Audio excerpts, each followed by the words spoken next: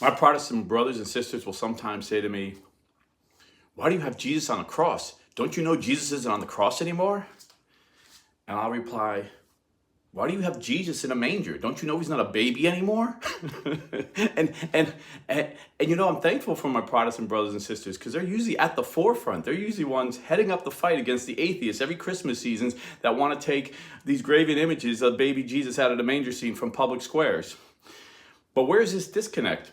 If I go into their house and they got pictures of their mother and their father and their brothers and their sisters, I'm not going to accuse them of worshiping their mother and their father or their sisters and the brothers.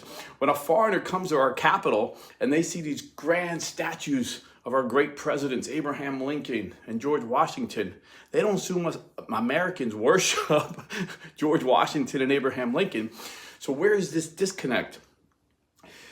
So they'll usually quote Exodus chapter 20, verses 4 and 5, where God commands Moses not to make any graven images and worship them.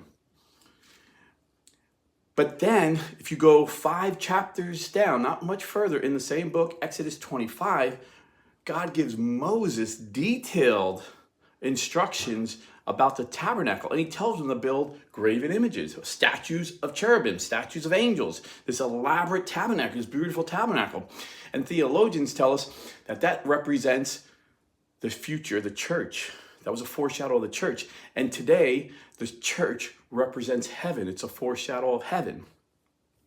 And if you go to not too further down, Moses is still alive in the book of Numbers. The Israelites are being killed by serpents.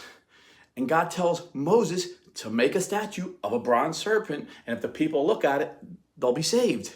And in fact, the Israelites kept that as a memory, that bronze serpent, for 800 years. So King Hezekiah had it destroyed because people started worshiping it. So where's the disconnect? The disconnect is some Christians read the Bible eisegesically. They do it eisegesis instead of exegesis. Exegesis, you read what the Bible says, you pull it out. Eisegesis, you have a presupposition, you presuppose something, and you read it into the text. Because Exodus 20, 4 and 5 is telling you, don't make graven images to worship. You can have statues and pictures of our loved ones in the church and out of the church. We just can't worship them. The reason the Catholic Church has always had statues is because back in the day, it would cost 3 years' wages to get a Bible. Most people couldn't afford a Bible, but you could go into a church and get the whole Bible scene by looking at, this is baby, you could tell your child, this is baby Jesus, this is him being crucified, this is him being resurrected. The gospel